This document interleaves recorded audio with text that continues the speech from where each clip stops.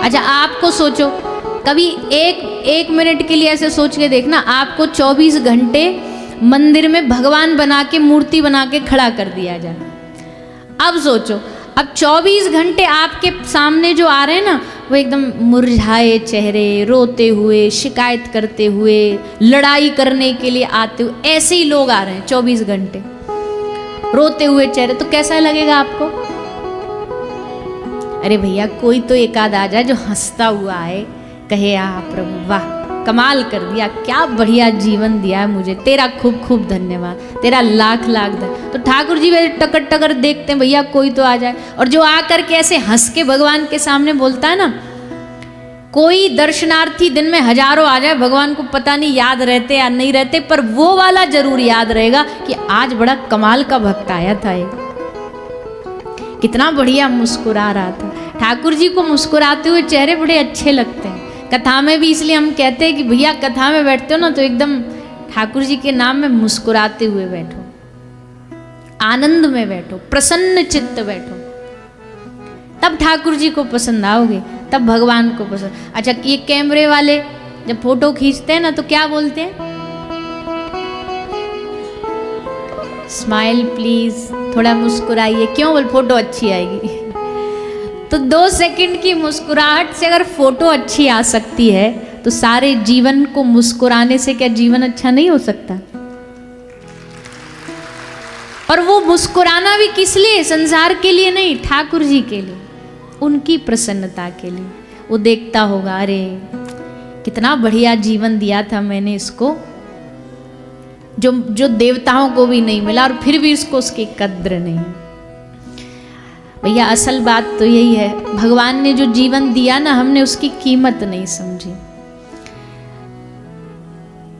एक महात्मा बुद्ध के पास एक आदमी आया, आकर के बोला, महाराज जी, हे बुद्ध प्रभु, मुझे ये बताइए कि मनुष्य जीवन की कीमत क्या है?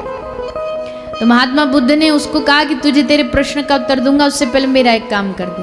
बोले जी महाराज कहिए। बोले मेरे पास एक पत्थर है, इस पत्थर को बाजार में इसका मोल लगा के, बेचना नहीं है, बस इसका मोल पूछ के, इसकी वैल्यू जांच के। तो पत्थर लेके गया, सबसे पहले सब्जी मंडी गया, सब्जी बेच रहा था एक आदमी। बोले भैया इस पत्थर की क्या बदले में क्या दोगे? उसने कहा, देख करके बोला 2 किलो आलू, एक ग्राम धनिया और थोड़ा सा मिर्ची, इतना दे दूंगा। बोला ठीक है। आगे गया, आगे किसी कपड़े वाले की दुकान पे गया, वो भैया इसके बदले क्या दोगे? बोले इसके बदले हम तुमको 5-10 मीटर कपड़ा दे देंगे। अच्छा। आगे गया, एक सुनार के पास गया, बोले भैया इसके बदले क्या दोगे? बोले इसके बदले हम तुमको 20-25 ग्राम चांदी सोना दे देंगे।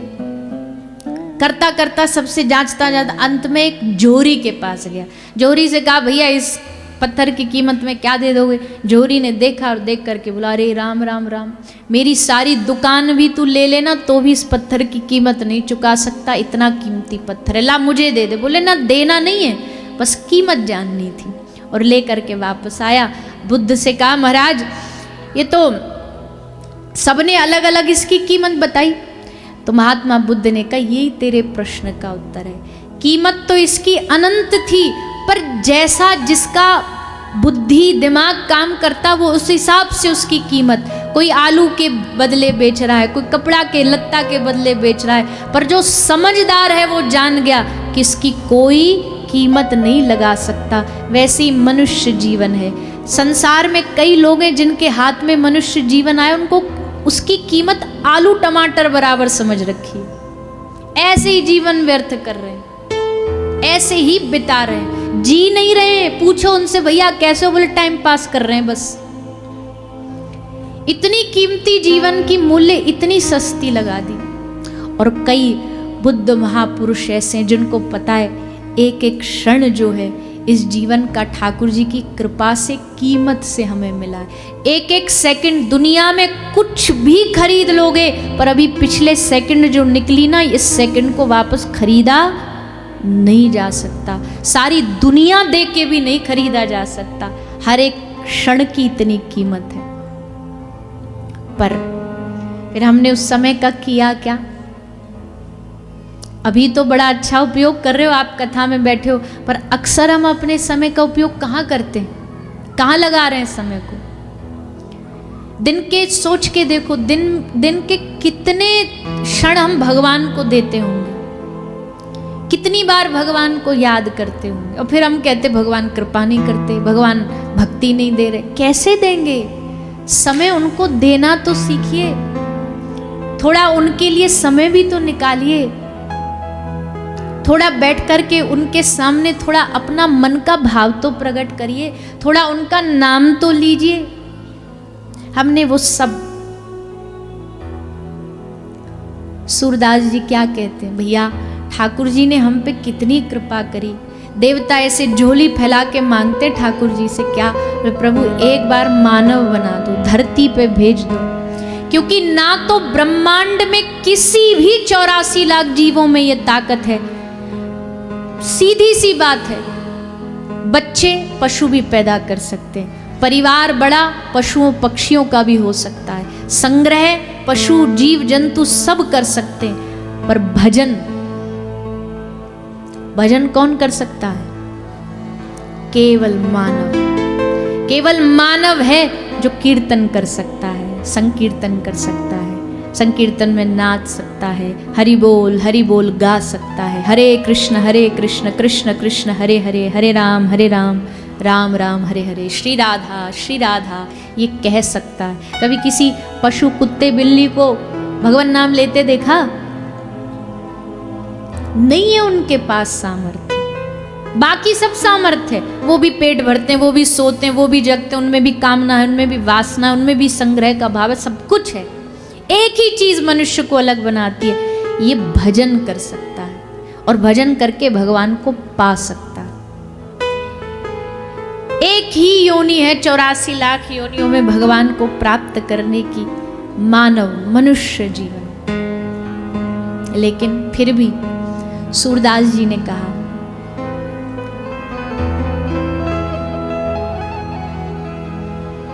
जिन तन दियो ताही बिसरायो,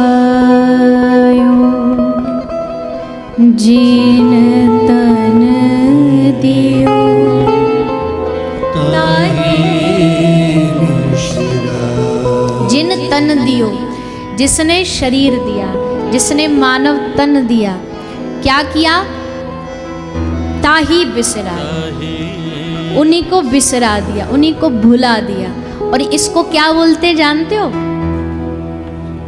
इसको बोलते हैं नमक हरामी।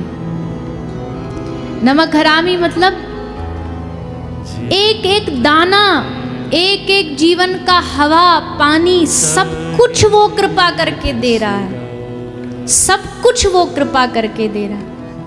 लेकिन सूरदास जी कहते, पापी कौन बड़ो जग मोते, सब पतितन में नामी, सूर पतित को ठौर कहाँ है, तुम बिन श्रीपति स्वामी। सूर पतित हो ही नहीं सकता, लेकिन इतना बड़ा महापुरुष अपने आप को, अपनी निंदा कर रहा है, अपने आप को इतना तुच्छ क्यों? इतना भजन करने के बाद भी उनको लगता है कि हम भगवान को वो कर ना पाए, वो प्रेम ना दे पाए। हम 2 माला करके भी हमें ऐसा लगता है कि हमसे बड़ा दुनिया में कोई भक्ति नहीं है, हम ही श्रेष्ठ भक्त हैं। पर जिस दिन समझ आएगा उस दिन पता लगेगा, जितना भगवान ने हम पर दया करी, जितनी भगवान ने हम पर कृपा करी, हम उसको लौटा ना सके। और क्या लौटा पाएंगे? एक ही चीज़ से लौटा सकते हो, भगवान की प्रसन्नता एक ही चीज़ से पा सकते हो, राम ही केवल, भूलिए ना, राम ही केवल प्रेम प्यारा, प्रेम प्यारा। ठाकुर जी को आपके किसी भी दुनिया के चीज़ से मतलब नहीं है। पैसा दुनिया को दे दो, परिवार में बांट दो, शरीर दुनिया को दे दो, परिवार को दे दो, तन से कमाओ, धन दे दो, कोई लेना देना नहीं। ठाकुर जी को आपसे क्या चाहिए? बस जरा सा प्रेम, थोड़ा सा प्रेम दे दो उनको प्यार से। कभी ऐसा मन करना चाहिए अपने घर में ठाकुर जी से बैठ कर के, चलो अब 10 मिनट थोड़ा बात करें, पूछें क्या आपके जीवन में चल रहा है, और बताओ प्रभु कहाँ कौन से भक्त में फंसे हुए हैं आजकल, किस पे कृपा चल रही है आपकी, जरा हमें भी बता दो, हम पर भी थोड़ी कृपा कर दो। हाथ पांव तो नहीं दुख रहे, दर्द तो नहीं हो रहा, चरण दबा दे थोड़े, पूछो उनसे। अच्छा चलो ये बताओ, माताएं बहनें यहाँ इतनी बैठी हैं, आप रोज घर में प्रसादी बनाते हो, भोजन बनाते हो, परिवार से पूछते हो कि नहीं पूछते हो, आज क्या खाओगे, है मैया? चिंटू पिंटू से पूछती है कि नहीं पूछती, बेटा आज बता क्या खाने का मन है? पति से पूछेंगे आज क्या खाने, फिर वो अपने अपने मेन्यू कार्ड निकालते हैं, आज आओ ठंडी पड़ रही है, गरम गरम पराठे बन जाएं, पकोड़े मिल जाएं, ये मिल जाए वो मिल जाए। कभी ठाकुर जी से जाके पूछा कि प्रभु आज आप मेन्यू डिसाइड करो, आप बताओ आपको क्या खाने का मन कर रहा है? और दिल से पूछोगे ना तो देख लेना अपने आप ठाकुर जी किसी ना किसी रूप में तुम्हें जवाब जरूर देंगे। कुछ भी नहीं तो तुम्हारे मन में ही आ जाएगा कि आज ये खाना, तब सोचना मैंने नहीं कहा, ये ठाकुर जी की इच्छा है, उनके लिए बना रहे। पर हमारा क्या है, सास ससुर से पूछ लिया, पति से पूछ लिया, बच्चों से पूछ लिया, अपने मन से पूछ लिया, बना लिया, फिर जो बन गया अब लो ठाकुर जी तुम ये खाना ही पड़ेगा तुम्हें, लो आज हमारी ये इच्छा कर रही है। अब वो जब हम पहले से क्या होता है ना, जब अगर कोई यहाँ वैष्णव अपने घर में रोज भोग लगाता है ठाकुर जी का, तो भोग का अर्थ क्या होता है? भोग का अर्थ होता है सबसे पहले दिमाग में ये आना चाहिए ठाकुर जी के लिए क्या बनना है, तब समझो वो अमनिया है। अमनिया समझते हैं? अमनिया मतलब झूठा नहीं है, अमनिया कहते जिसका भोग ना लगाओ, जिसको। अब भगवान की सेवा इतनी सूक्ष्म है कि अगर भोजन बनाते बनाते भी अगर तुम्हारे मुंह में आ गया ना पानी, आहा क्या बढ़िया महक आ रही है, खुशबू आ रही है, क्या बढ़िया दाल बनी है आज, क्या गाजर का हलवा बनाया, तो समझो भोजन झूठा हो गया, क्योंकि तुम्हारे जीभ ने पहले स्वाद ले लिया। अब भोग लगाने योग्य नहीं रहता वो। इसलिए जो कुछ कुछ प्रसिद्ध मंदिर है, जैसे पुरी में हो गया, राधारमन जी में भी, अपने वृंदावन में बहुत नियम है। ठाकुर जी की रसोई घर के बहुत नियम होते हैं, जितने पूजा के नियम उतने रसोई घर के नियम। जो भी जाएगा भोजन प्रसादी बनाने, एक तो अमनिया, पूरा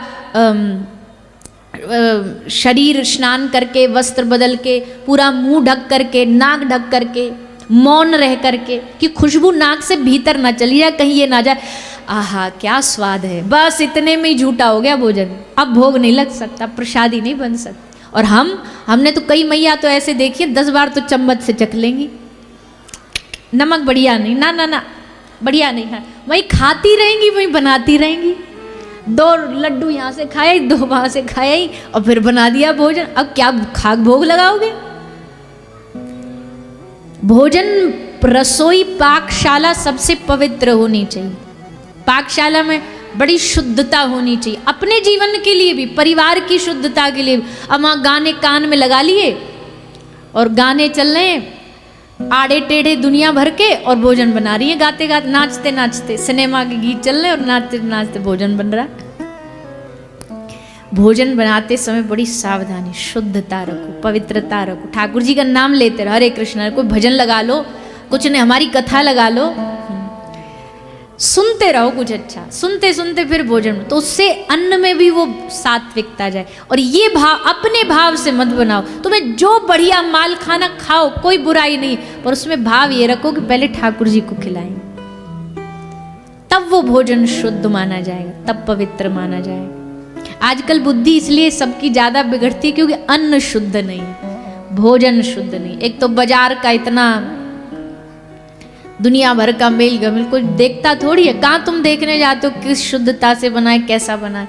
तो अब छोड़ दो ये तो हम नहीं कह सकते, पर कम कर दो, ज़्यादा बहुत कोई मन किया कभी कभार खा लिया, नहीं तो ज़्यादा प्रयास करो अपने घर का शुद्ध भोजन ठाकुर जी को भोग लगा करके, पवा करके फिर पाओ। ऐसा पाओ खाना जीवन में वही चाहिए जो भगवान को खिला सको। आज हमें एक भाई कोई आज कल ही कथा में प्रवेश करने से पहले कह रहे थे क्या बोलना चाहते हैं, थोड़ा आजकल ये क्षेत्र में नशा बढ़ गया है, गलत खान पान बढ़ गया है। हमने कहा अब तो क्या बोलेंगे, हम तो मंच से ही बोलेंगे जो इतने सारे लोग सुन पाएं। आजकल लोगों के आहार में इतनी गंदगी आ गई है, इतना, हम तो कहते मलमूत्र से भी गया गुरा खा रहे हैं। क्यों? मांस मच्छी खाना, बताओ इससे बड़ा मलमूत्र और क्या होगा। किसी का रक्त प्लेट में रखा है, किसी का खून प्लेट में रखा है, किसी की मज्जा मांस प्लेट में रखा है, तो मलमूत्र ही हो गया। उसके शरीर में भी तो वही सब रहता है, कौन सा उसके मोती पेट में भरे हुए हैं, वही मलमूत्र है, और उसको प्लेट में रख के बड़े मजे से खा रहे हैं, बड़े चाव से खा रहे हैं। किसी जीव का शरीर नोच करके, उसकी टांग लेकर के, उसका हाथ लेकर के उसको बड़े मजे से खा रहे, ये कोई खाना है? हमको लगता है चुल्लू भर पानी में ऐसे लोग को डूब मरना चाहिए। अब ज्यादा बोल देंगे तो फिर ह्यूमन राइट्स वाले झंडा लेके खड़े हो जाएंगे। अरे भैया ये कथावाचक, इनके पास तो कोई काम ही नहीं, अब हमारा खाना भी बंद करवाओगे? ऐसे और आ जाते झंडा ले लेकर के। अब खाने पर भी इनके प्रवचन चालू हो गए। अरे भाई खाने पर क्यों नहीं प्रवचन चालू होंगे? हाँ तुम खाने के लिए दुनिया की, हम तो कह रहे हैं दुनिया की कोई भी चीज खाओ, हम कौन होते बोलने वाले, पर किसी के प्राण खाओगे तो हम बोलेंगे। वो तो अधिकार नहीं दिया आपको, न प्रकृति ने नहीं दिया, न भगवान ने दिया। इंसान को क्या ये अधिकार है कि जो मूक प्राणी है, जो बोल नहीं सकते अपने हक के लिए, उनको खा लो?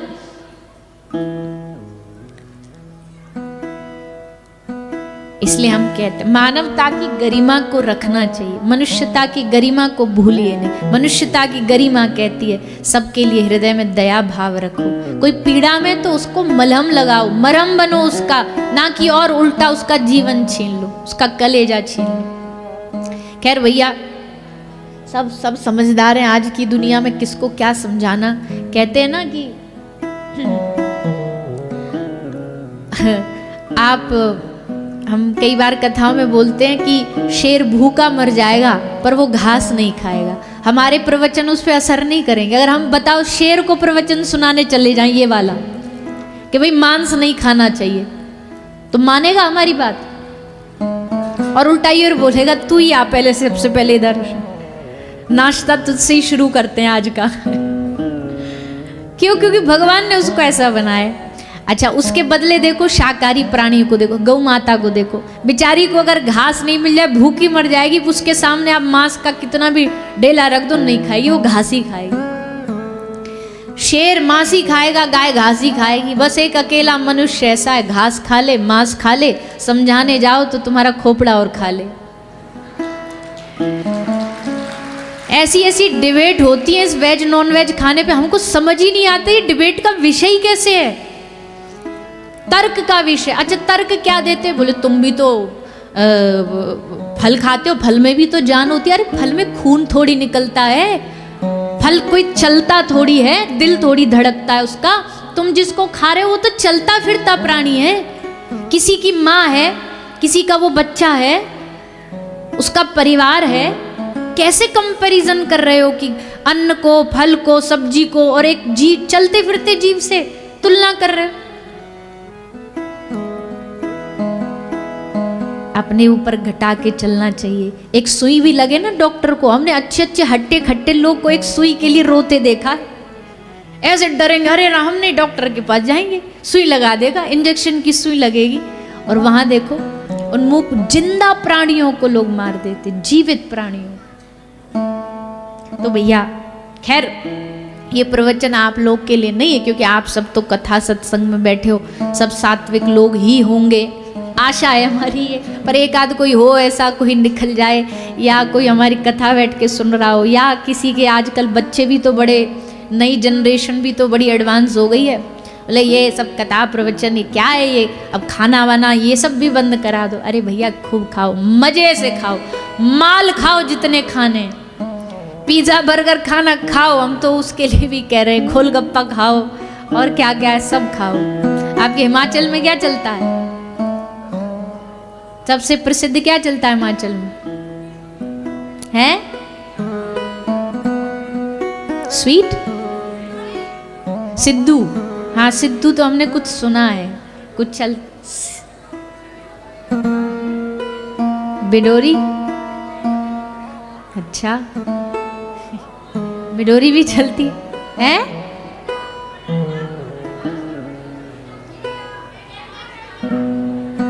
थेकला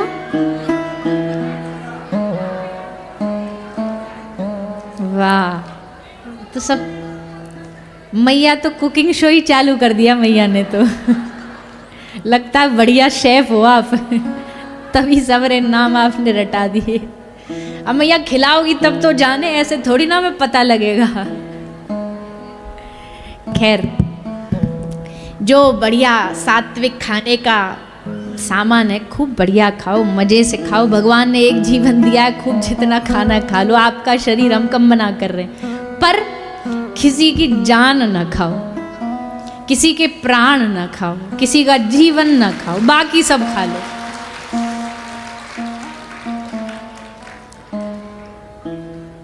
तो कह रहे हैं कि भगवान को जो पवा सको, भोग लगा सको, ऐसा घर में भोजन बनाओ, भगवान को खिलाओ, उनका भाव रख करके खिलाओ। उनसे पूछो आज क्या खाओगे, आज क्या पहनोगे, आज कहीं जाने का मन तो नहीं है। जैसे हम संसार में अपने रिश्तों से पूछते हैं ना, वैसे ठाकुर जी से थोड़ा कम्युनिकेशन, बातचीत चालू करो। बातों से ही बात आगे बढ़ती है भैया। जितना ठाकुर जी से वार्तालाप करोगे उतना ही भगवान की तरफ से धीरे धीरे धीरे रिएक्शन आना चालू हो जाएगा। Every action has a equal and, science का नियम है, न्यूटन का लॉ है कि every action has a equal and opposite reaction. तो भक्ति में भी यही होता है, तुम जितना उनको दोगे उतना उधर से ही आना शुरू हो जाएगा। भगवान के भक्त, भगवान जिनके संग में लीला करते, क्यों लीला करते? क्योंकि यहाँ से एक्शन जाता तो वहाँ से रिएक्शन आता है। ठाकुर जी कम लीला नहीं करते अपने भक्तों के लिए, ऐसी ऐसी लीला करेंगे भक्त को एहसास होगा, अरे अब हाल तो हम मुरली ऐसे रख के गए थे, देखा तो टेढ़ी हुई मिली है। अभी तो हम ये करके गए थे, ठाकुर जी का मुकुट ऐसे था, अब देखो मुकुट ऐसे हो गया। अच्छा, अब इसमें कई लोग ये भी कहेंगे तो पागलपन है, मुकुट गिर गया होगा हवा के चक्कर में। भले हवा से गिरा हो, हमें क्या फर्क पड़ता है? हम तो प्रेमी लोग हैं, और प्रेमी लोग तो उस गलती से हुई चीज में भी भगवान का भाव ढूंढ लेते हैं। हम ये नहीं सोचेंगे गलती से गिरा, हम तो ये सोचेंगे ठाकुर जी को पसंद नहीं आया। प्रेमी का यही तो मतलब है, ठाकुर जी कोई आकर के थोड़ी कुछ करेंगे, वो इन इशारों से ही समझ लेता है। प्रेमी कौन? नजर ने नजर से मुलाकात कर ली, रहे दोनों खामोश और बात कर ली।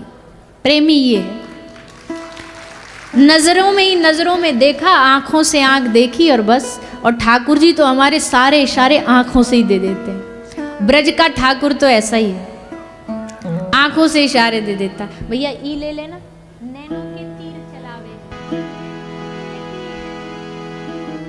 ठाकुर जी हमारा इशारा नैनो से दे देते हैं, आंखों से दे देते हैं। भगवान की सबसे सबसे जो जीव को पहचानना अगर भगवान को है ना कि ठाकुर जी आज कैसे, किस मूड में हैं, क्या करना चाह रहे हैं, तो बस उनकी आंखों को देखो, नैनों को देखो। नैनों को देख करके ठाकुर जी बता देंगे आज हम कुछ ऐसा करने वाले हैं, आज कुछ ऐसी लीला करेंगे। ठाकुर जी के नेत्रों में बहुत भाव छुपे हुए। संसार में भी, संसार के लोगों को भी पहचानना है ना, तो आंखों से पहचान में आ जाएगा कौन कितने गहरे पानी में है। आंखों की गंभीरता, नैनों की चंचलता, नैनों में सब भाव होते हैं, नेत्रों में सब भाव होते हैं।